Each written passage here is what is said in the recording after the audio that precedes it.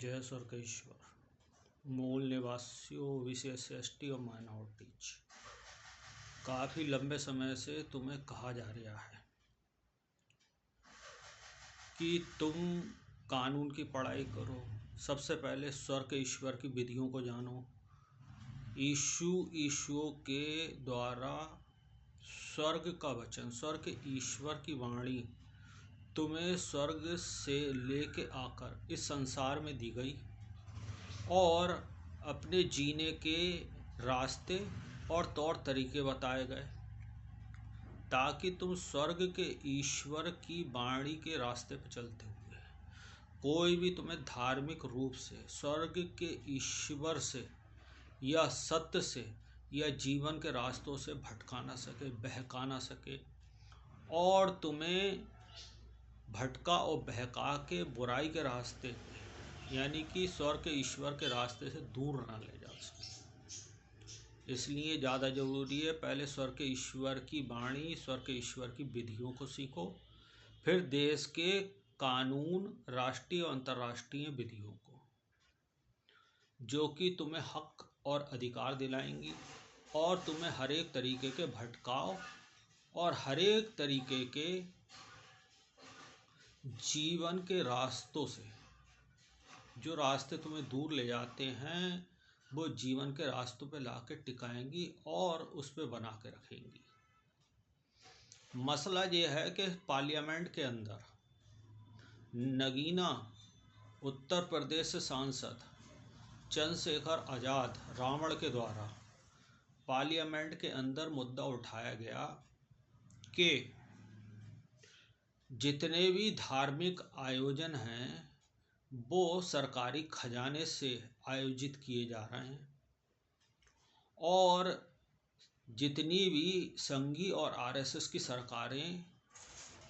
इस वक्त धार्मिक आयोजनों के ऊपर, धर्म के ऊपर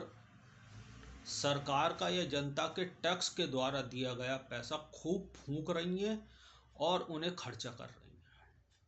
मसला ये है कि ये पैसा एक धर्म के लिए है या सारे धर्म को आगे बढ़ाने, उसका प्रचार करने के लिए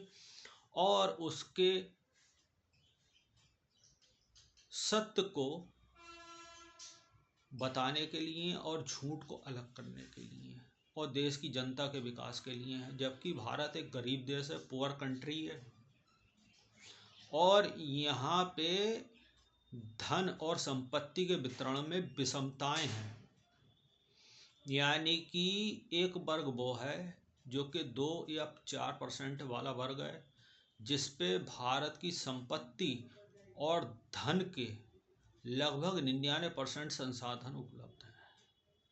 और बाकियों के पास कुछ भी नहीं है या रोज़मर्रा की ज़िंदगी जीने के लिए वो ज़रूरतों को प्राप्त करने के लिए जद्दोजहद करते हैं। इसमें मिडिल क्लास की बहुत बुरी हालत है। अब दूसरा प्रश्न ये उठता है कि हिंदू धर्म के आयोजनों पे जितना भी धार्मिक खर्चा होता है उसका 90 से 95% खर्चा हिंदू धर्म के प्रचार प्रसार में सरकारी खजानों से खर्च होता है। तो फिर इनके जितने भी मंदिर और धर्म स्थल हैं उनके अंदर, चाहे वो इंडिया के अंदर के हों या इंडिया के बाहर के, उनके अंदर रखे गए जितने भी धन है, खजाने हैं, गोल्ड है, तमाम तरीके के हीरे और जवाहरात हैं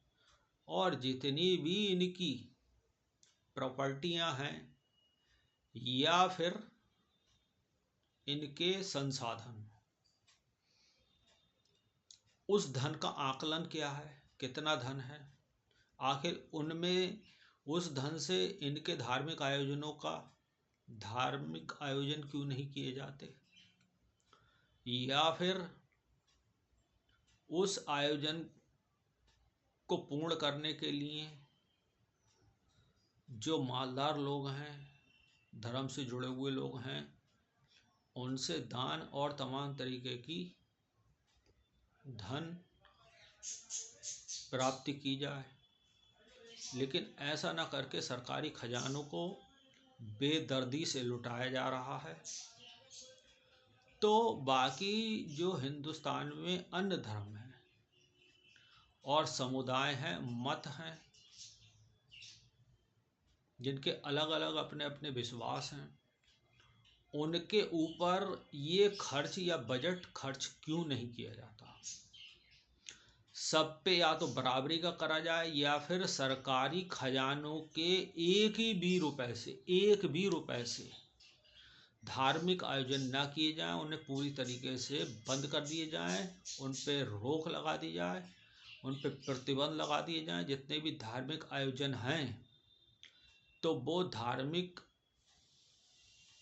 खर्चों से किए जाएं, धार्मिक धन से किए जाएं, और धर्म से जुड़े हुए जितने भी लोग हैं वो इनके आयोजनों में अपना निजी या व्यक्तिगत सहयोग दें, जिन्हें इनसे लाभ है। दूसरी चीज, अगर किए जाए तो सब में बराबरी का धन बंटवारा हो और बराबर बराबर उसमें बांटा जाए, या फिर कानून बना के इसे प्रतिबंधित ही कर दिया जाए। वो पैसा अगर गरीब जनता के विकास और उसको उत्थान में लगेगा तो ये जनता, इसका विकास होगा, इसका उत्थान होगा और देश की तरक्की होगी और विदेशी धन इंडिया में आएगा, जिससे कि इंडिया धन धान और मालदार होता चला जाएगा। लेकिन सबसे बड़ी बात यह हैगी कि जो अपने आप को हिंदू कहते हैं और हिंदू धर्म रक्षक,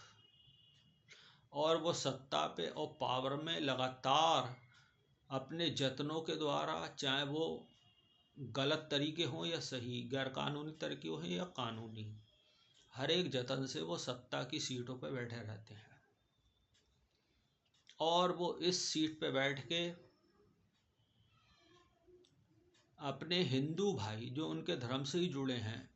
उनके खिलाफ भी वो घृणित कार्य करते हैं, ऐसे काम करते हैं जो कि नफरत से भरे हुए हैं, उनकी तरक्की को रोकते हैं, उनको गुलाम बना के अधीनता में रखते हैं, और उनकी मेहनत के पैसे को चाहे वो किसी भी तरीके लूटें या फिर प्राप्त करें, उन्हें खाते रहते हैं और उनको आगे नहीं बढ़ने देते, तरक्की नहीं करने देते। इसलिए ज़्यादा ज़रूरी है कि इस फर्क को पहचानो। उनसे घृणित व्यवहार करते हैं और तमाम तरीके का अलगाव रखते हैं। उनकी चीज़ों को तो ये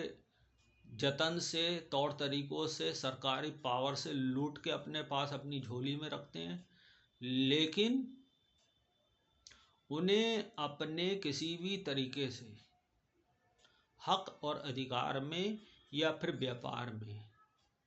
शामिल नहीं करते, ना पार्टनर बनाते हैं। इसीलिए ज़्यादा ज़रूरी है कि इनसे अलग रहो और इनसे अलर्ट रहो।